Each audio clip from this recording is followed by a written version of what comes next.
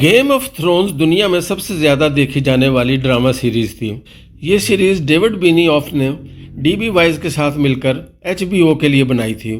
اس کی پہلی قسط 17 اپریل 2011 کو نشر ہوئی اور اس نے دیکھتے ہی دیکھتے امریکہ میں تہلکہ مچا دیا اور پھر یہ باقی دنیا میں مشہور ہوتی چلی گئی۔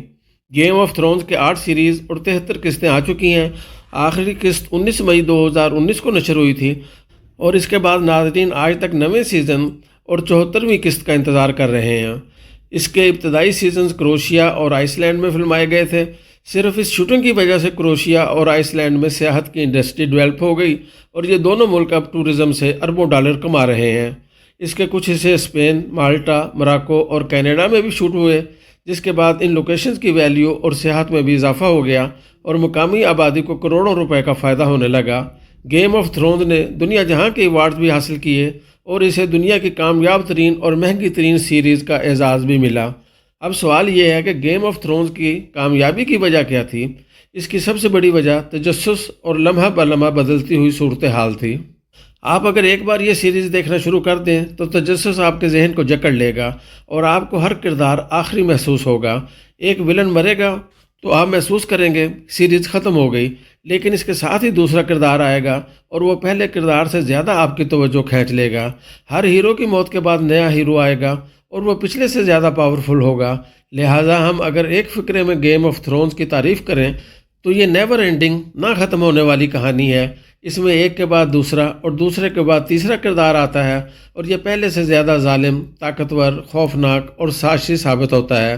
یہ بالکل ایسے ہے جیسے انسان یہ سوچ لے قیامت کے بعد کھیل ختم ہو جائے گا، لیکن اسے پھر پتہ چلے قیامت کے بعد بھی ایک قیامت ہوگی اور وہ پچھلی سے زیادہ ہولناک ہے، تو اس کا کیا بنے گا؟ گیم آف تھرونز ایک ایسی ہی سیریز ہے جس میں قیامت کے بعد ایک اور قیامت آتی ہے اور یہ فیصلہ مشکل ہو جاتا ہے ہیرو کون تھا اور ولن کون، اور یہ ولن زیادہ ظالم تھا یا پچھلا یا آنے والا، اس کا بھی باب ثابت ہوگا۔ مجھے بدقسمتی سے پاکستان بھی اس وقت ایک ایسی گیم آف تھرونز محسوس ہو رہا ہے جس میں ہر بار ہر کردار کے بعد محسوس ہوتا ہے کھیل اب ختم ہو گیا ہے، اب ملک میں استحکام آ جائے گا، اب کوئی دھرنا، کوئی مظاہرہ نہیں ہوگا، لیکن اگلے دن دھرنے یاجوج ماجوج کی دیوار کی طرح دوبارہ راستے میں کھڑے ہوتے ہیں۔ گیم آف تھرونز کا تازہ سیزن 2007 میں وکلاء کی تحریک سے شروع ہوا تھا، جس کے بعد جنرل پرویز مشرف نے یونیفارم اتار دی، بے نظیر بھٹو اور میاں نواز شریف واپس آ گئے اور الیکشن کا وقت آ گیا۔ قوم نے اس وقت سکھ کا سانس لیا۔ سب کا خیال تھا الیکشن ہوں گے، جنرل مشرف چلا جائے گا، عدلیہ بحال ہوگی اور استحکام آ جائے گا، لیکن پھر محترمہ بے نظیر بھٹو شہید ہو گئیں اور سندھ میں پاکستان نہ کھپے کے نعرے لگ گئے، سینکڑوں پراپرٹیز جلا دی گئیں۔ بہرحال آصف علی زرداری کی مہربانی سے وہ طوفان سمٹ گیا، الیکشن ہو گئے اور دونوں عدلی دشمن پارٹیوں پیپلز پارٹی اور نون لیگ نے مل کر حکومت بنا لی۔ قوم نے پھر سکا سانس لیا، مگر یہ اتحاد بمشکل 1.25 ماہ چل سکا اور اس کے بعد ایک بار پھر اوئے تو شروع ہو گئی۔ عدلیہ بحالی تحریک میں بھی زور آ گیا۔ وکلاء اور جج ریاست کو ماں جیسے بنانے کے لیے سڑکوں پر نکل آئے اور میاں نواز شریف نے اپنا وزن ججز کے پلڑے میں ڈال کر صورتحال کو مزید ڈراؤنا بنا دیا۔ بہرحال طویل ترین ضلالت کے بعد جسٹس افتخار احمد چودھری بحال ہو گئے اور پی سی او ججز فارغ ہو گئے۔ قوم نے پھر سکھ کا سانس لیا، لیکن پھر دیکھتے ہی دیکھتے افتخار محمد چودھری نے تلوار نکال لی اور لوگوں کے سر قلم کر کے اپنی میز پر رکھنا شروع کر دیے۔ سپریم کورٹ سرکس بن گئی اور اس نے کسی کو امن اور سکون سے زندگی نہیں گزارنے دی۔ ملک میں اس دوران دہشت گردی سٹارٹ ہو گئی، طالبان نے ملک کی چولیں ہلا دیں اور دوسری طرف جنرل پاشا کی مہربانی سے عمران خان کا ظہور ہو گیا اور اس کے بعد اللہ دے اور بندہ لے۔ ایک طرف طالبان نے تباہی مچا دی اور دوسری طرف عمران خان نے کھوپڑیوں کے مینار بنا دیے۔ قوم نے بڑی مشکل سے آصف علی زرداری کے 5 سال پورے کیے۔ اس دوران سپریم کورٹ سے روز کوئی نہ کوئی بری خبر آتی تھی اور عوام کی چیخیں نکل جاتی تھیں۔ 2013 کا الیکشن ہوا، میاں نواز شریف نے وفاق اور پنجاب میں حکومت بنا لی۔ بانی پی ٹی آئی کو کے پی اور پیپلز پارٹی کو سندھ مل گیا۔ قوم نے پھر سکھ کا سانس لیا۔ ہمارا خیال تھا کہ اب استحکام آ جائے گا، لیکن پھر خان سڑکوں پر آیا اور اس نے دھرنوں کے ذریعے ملک کی مت مار دی۔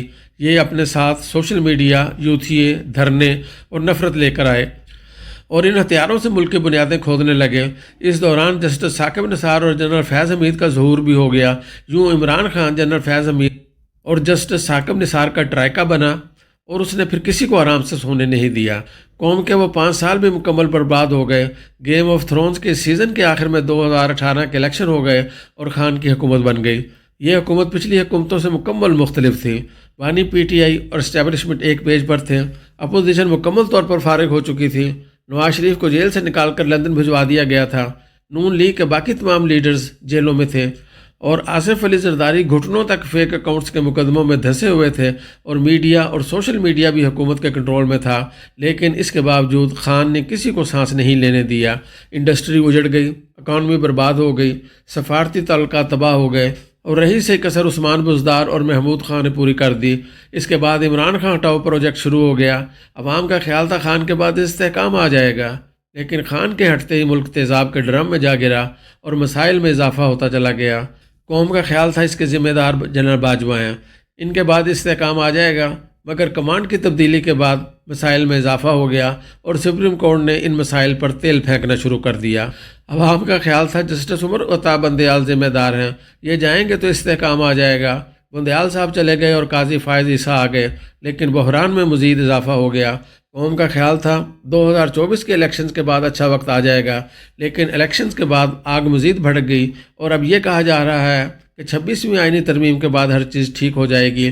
لیکن آپ پچھلے 2 ہفتوں کی کارروائیاں دیکھ لیں، ہر دن عدم استحکام کا آخری دن محسوس ہوتا ہے، لیکن شام تک صورتحال مزید گھمبیر ہو جاتی ہے۔ لہٰذا مجھے یوں محسوس ہوتا ہے آئینی ترمیم کے بعد گیم آف تھرونز کا کوئی نیا کردار سامنے آئے گا اور وہ پچھلے تمام کرداروں کو مات دے دے گا۔ یہ آئینی ترمیم ایک ایسا نیا بحران پیدا کرے گی جو ہمیں پچھلے تمام بحران بھلا دے گی۔